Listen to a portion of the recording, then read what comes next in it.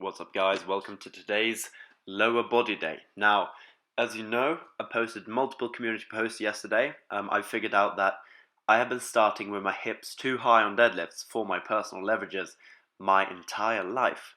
So today I attempted to relearn this by sitting back a lot more in the beginning of the rep. And what I really wanted to just test was how much can I deadlift with this new form? Am I able to get within 10 kilos of my old max, and does my form break down to the point to where my hips actually rise a lot anyway, which basically could mean that it isn't the optimal form for me. Now, my hips rise a bit. That's 150, by the way. Moving on, I decided to do 160. Actually, that was 160 you just saw. I decided to do 165, and what I'm doing here is really leaning back a lot, which minimizes my arm bend, and my back rounds a bit, but I start with my hips way lower than usual, and I do feel quite strong off the floor. It is a new position. I wouldn't say it's awkward any more than bending over very far and hitching more, which was what I was doing. But it is new. It feels kind of like a trap bar deadlift, the way that you set your hips low and you press with your quads. It feels very, very different. And another thing I noticed actually is while I was doing these deadlifts, which obviously not on those aren't on camera right now, this is the squat, but before, when I was doing, when I maxed out on the deadlift, I really felt my hamstrings a lot more, and I felt them in a new way. It wasn't the kind of hip extension, like full range of motion hamstring stretch kind of way. It was kind of like the way you feel your hamstrings on a hamstring curl, or if you slightly misgroove a deep, wide squat. That's kind of what it felt like. Actually, on 130 kilos on the warm up, my hamstring popped, not in a bad way. Sometimes it's like the knee kind of cracking a bit, but on the backside. It's some form of tendon hopping into place. I don't really know. It happens to me sometimes on very heavy, squat warm-ups. Usually does not happen on the top reps. But it's the first time my hamstring has ever kind of popped on a deadlift. And that sounds very bad. It sounds like I'm going to tear it or something. No. This is something that I've always had. But it can show hamstring weakness potentially. And, sorry, I'm very, fucked in my nose. As you can hear, I'm still a bit sick, but we've got to train because the symptoms are above the throat. Don't have a headache at all. In case you're interested, it's just congestion. So, yeah. Also managed to get 3 sets of 10 on squats, with deadlifting a bit more upright. I did feel a slight bit of fatigue in my hamstrings, rather my quads. I did feel them a bit, and on these reps, especially between sets, I really felt my glutes as well. Squatting for me is something that really builds my quads and my abductors and my glutes. I feel all of those muscles a lot, especially between sets, as I said, and it's just a tremendous mass building exercise. I mean, I can't imagine having gotten this far in terms of leg development without squats. I mean, I would have to have done a million different complicated exercises, lunges, hip abduction, fucking glute bridges. I would have to done so much, but I just squatted instead, and I'm so grateful for that. So guys, if you need one single exercise to work your legs, it's not the leg press, it's the squat. If you have 10 minutes to go to the gym, don't have any time, just squat. Squatting is probably the best exercise that a human being can do for their health, longevity, and strength. And if not the squat, it is absolutely the deadlift. So moving on with the second kind of base building lift, 120 kilo deadlifts, 3 sets of 10. As you can see here, my hips are way lower than usual. That breaks down a little bit towards the end of the sets, but the real thing about kind of sitting back for me, as I mentioned, long spine, short legs, regular long arms, is this just allows me to kind of extend my arms down further, as opposed to being bent all the way over the bar and kind of holding my arms at more of a backward angle, if that makes sense. My shoulders are more directly above the bar, still a bit in front, instead of being, very far in front of the bar, which would mean that I have to use my lats and my triceps and actually bend my arms. Bend, using that bicep and putting the bicep tendon at risk of tearing potentially in the future on, a maximally heavy weight. So this is way better. The technique is way better. It feels way better. I mean, it feels kind of weird to kind of squat into the deadlift, but this is probably what I should have been doing all along my entire life. And at least for now, I'm really going to be working on this, since it seems that I'm equally as strong with this form as with my old form. And the funny thing is, this is the first time I've ever done it this way. Meaning, if you do something new and you're equally as strong with the new thing, if you would have trained both for the same amount of time, you'll probably be a lot stronger at, the new thing, quote unquote, which for me is setting up with lower hips on the deadlifts. Now, if you have a short spine and long legs, so the opposite of me, you may actually be the opposite way around. Maybe you tried to squat down too much, and you should start with your hips higher and your back more parallel to the ground. So I'm not, recommending this form to anybody in particular.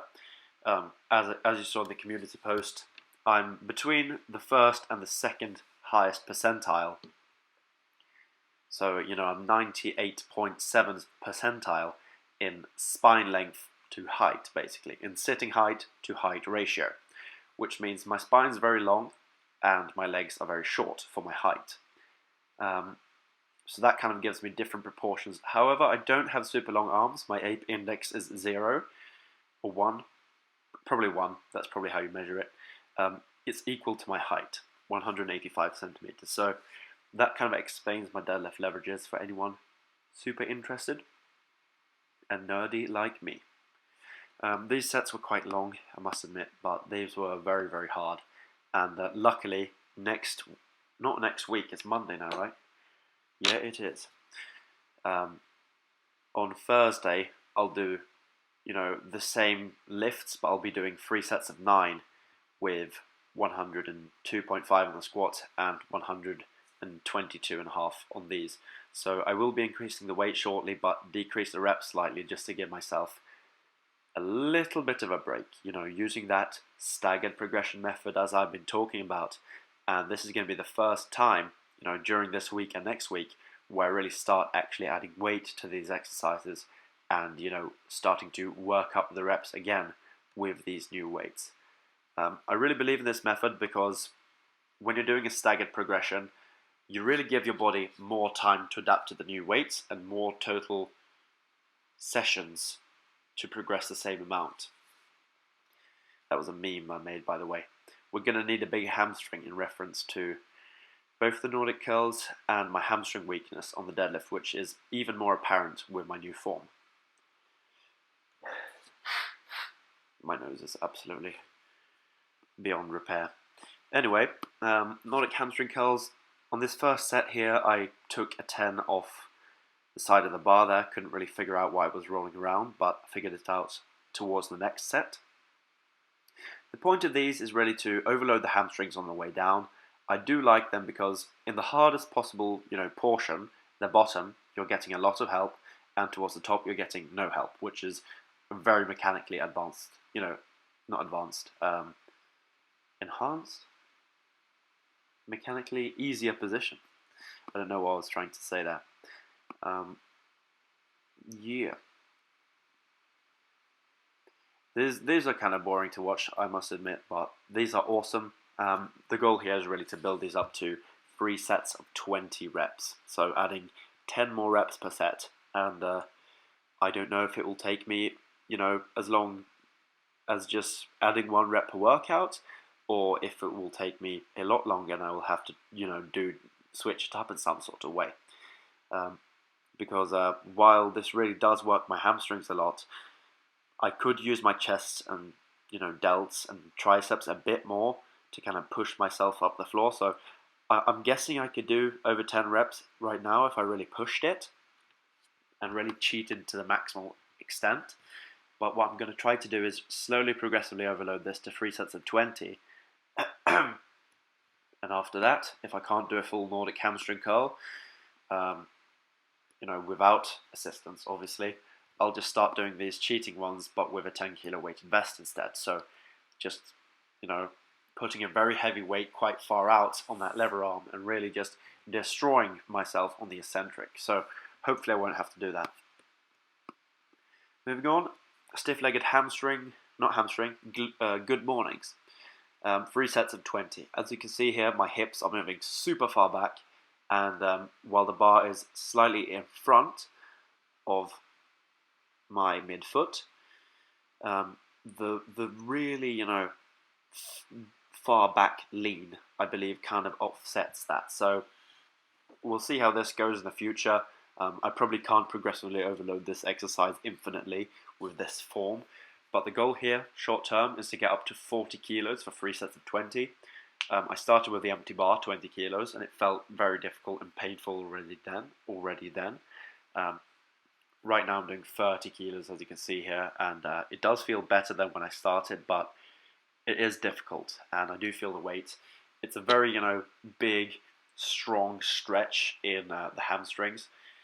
I don't believe it stretches the glutes quite as much. The glutes are used, at least my glutes are used to kind of moving in these kinds of range of motion when it comes to deadlifts and squats.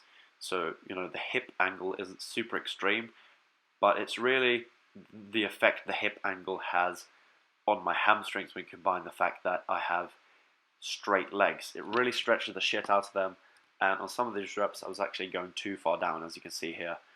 The goal is really to stop at around 90 degrees, and as I get further into the sets, it kind of stretches me out, so I end up going a bit lower.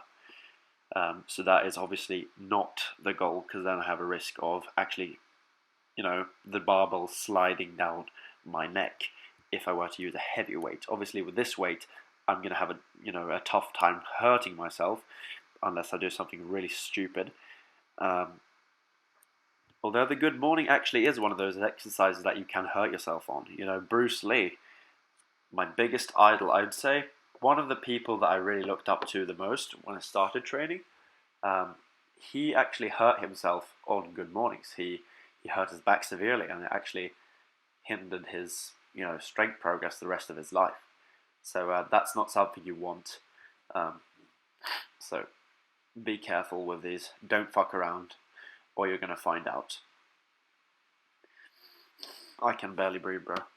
Anyway, calf raises, 3 sets of 20. Doing the same thing I've been doing here. I really just added another 1.25 kilos by replacing that grey plate right there from a smaller to a larger 2.5. The goal with these, I don't really have one, but long term I'd really like to see these get up to 60, 70, 80 kilos, closer to my body weight. Currently these aren't super difficult, but I don't believe I'll get up there just by straight progressive overload, although you never know. So I'm going to keep pushing these a lot. Short term goal right now is to get to 30 kilos and 40 kilos. After that, I don't really know how this is going to go, but 40 kilos I feel is a very reasonable goal. If you add up kind of both my total weight, my body weight, and the weights I've added here, I'm about 85 kilos right now, plus this right here, that's almost 30 more kilos. So we're looking at 117.5 in total, or something along those lines. And adding 12 and a half more kilos is not very unreasonable. So I'm going to keep working towards that. The goal with these is not only to build big, meaty, good-looking calves, but also to actually build up the Achilles tendon, build up these muscles, so that I will be more resilient when jumping rope, and eventually when fighting as well, because footwork is a big part of it. And as I gain weight, I'm going up to 95 kilos by the end of the year. It's going to be very, very difficult to maintain any level of footwork if I don't really build up these calves now and prepare them for how heavy I'm going to get. It's almost hard to breathe. Also, I did abs. I've been skipping these the last 2 weeks, but today I said fuck it, I'm going to stop being a bitch, and I did them. So inverted sit-ups apparently is what these are called. The goal here is really it was to get my head up to hip level, but I've changed it. The goal is now to get my, eyes up to around knee level or so, forehead to knee level, at least getting significantly past 90 degrees and past my hips. This kind of puts a lot of pressure on my abs in the concentric rep, and I believe this is quite an opposite movement pattern to deadlifting. I mean, it's working the antagonistic muscles, it's working the rectus femoris instead of the hamstrings, which, that's the front side of the quad, rectus femoris, a hip flexor muscle, and it's also working, the abs as opposed to the spinal erectors. So it's just, doing the opposite stabilizer. Moving on, I did Russian twist as well. Goal here is really nothing. It's just high reps, not falling around like this. And I did 20 kilos because I want to do these with a heavy weight. I want to rotate with a heavy weight. And the reason why I want to do that is it's sport specific for Taekwondo. I want to be able to rotate my upper body very hard, which will lead to, all of that force being transferred to my lower body. If you have strong obliques and abs and lower back and inner abs and so on, and you don't have to be able to brace properly, you will be able to transfer all of the force that your upper body twist generates into your lower body kick, if that makes sense. This is super annoying. My nose is terrible. Also, I did these hip flexor, motions. I tried these with a straight leg. It was way too hard. My band is very heavy. This is an old band I used for physical therapy when I had knee problems, and then I stopped using it when my knee problems stopped. But I really should have been using this all this time. The goal here is not to add reps. The goal is just to get more consistent with the form, and after that, when I can get significantly above 90 degrees on these, I'll just start, with the straight leg instead, which is more difficult, obviously. Next up, we have the lying hip adduction. The goal here is not to add reps at all. I'm going to do these probably all year. This is really just to build the strength in the muscle that, lifts the leg up in a side kick. So this is very, Taekwondo specific training, and this band is very heavy, but I am quite weak at this. So I will be progressing this simply by lifting my leg higher and higher and stretching that band further and further, as opposed to adding weight, or reps or anything like that. It's just going to be the more work I put in, the harder I press on each rep, the more I'm going to get out of each rep. So I'm going to keep these at 10 reps probably for the rest of the year, unless, I have a big change of heart. Bruh, might as well just chop my whole nose off for fuck's sake. Anyway, I just call these whatever the fuck because I don't know. This is an exercise I invented. Don't know if it's effective, but I really did feel my glute mid a lot on these, so I just did them. 10 reps after the other things. This feels very similar to the way a side plank feels in your hips, except it's completely evenly distributed on both legs. So yeah, I really did enjoy that exercise. It was quite effective. Also, I did these. This is for back kicks. So sometimes you do a turning kick and kick straight backwards like a horse, and then you need to be able to lift your leg up high enough. So it's not only a flexibility issue, it is also an issue of strength. So that's why I decided to do this. I don't know if I'm going to be doing this, forever. This is my least enthusiastic, exercise I've added. But I'll do these for a little while and see, what happens. The goal here is really just to build up the glutes even more in that end range of motion to be able to, kick higher when I'm doing back kicks and stuff like that. By the way, guys, as you can see on that left delt, that is not a steroid needle injection site. That is a vaccine I got when I was a baby. So if you think I'm taking steroids later this year and you think I'm making massive gains, and then you see the needle hole, yes, that is a needle hole. No, I'm not taking steroids. That's all I have to say on today. Excuse me, it's quite late here, I'm quite tired and my nose is stuffy, but hopefully it will be a little better tomorrow. I'll see you then. Goodbye.